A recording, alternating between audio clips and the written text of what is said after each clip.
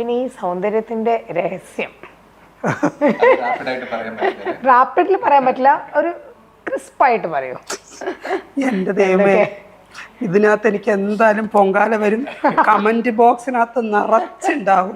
അല്ല, ഇപ്പം ഞാൻ കണ്ടു ജോ ലൈൻ ഒക്കെ കറക്റ്റ് ചെയ്തു. അപ്പം അത് ഭംഗിയായിട്ടുണ്ട്.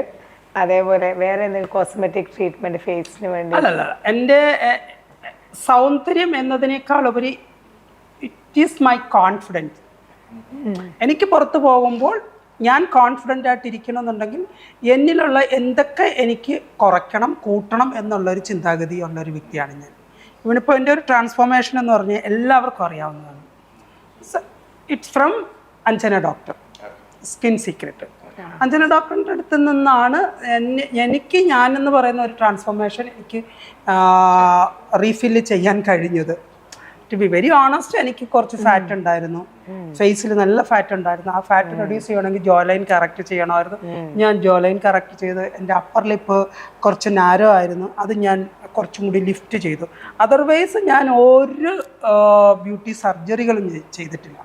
നോ സർജറി ചെയ്തിട്ടില്ല, ലിപ് സർജറി ചെയ്തിട്ടില്ല, വേറെ ഫോർഹെഡിൻ്റെ സർജറി, അങ്ങനെയുള്ള ഒരു സർജറികളും ചെയ്തിട്ടില്ല.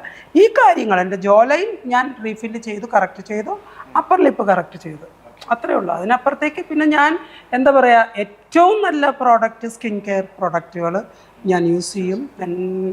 ജാപ്പാനീസ് ഗ്ലോ ഫേഷ്യൽ ചെയ്യും. എൻ്റെ അതിവിടെ ഓറയിൽ തന്നെ ചെയ്യുന്നതാണ്. ഒരു 20 ഡേയ്സ് കൂടുമ്പം ഞാൻ ആ ഫേഷ്യൽ ചെയ്യുന്നുണ്ട്. ആ ഒരു ഗ്ലോ, ഒരു നാച്ചുറൽ ഗ്ലോ. ഇപ്പൊ പലരും പറയും കുട്ടി അടിച്ചു വന്നിരിക്കുവാണ് എന്ന് പറയും. നിങ്ങൾക്ക് വേണമെങ്കിൽ ടച്ച് ചെയ്ത് നോക്കാം. ഞാൻ ഒന്നും ചെയ്തിട്ടില്ല.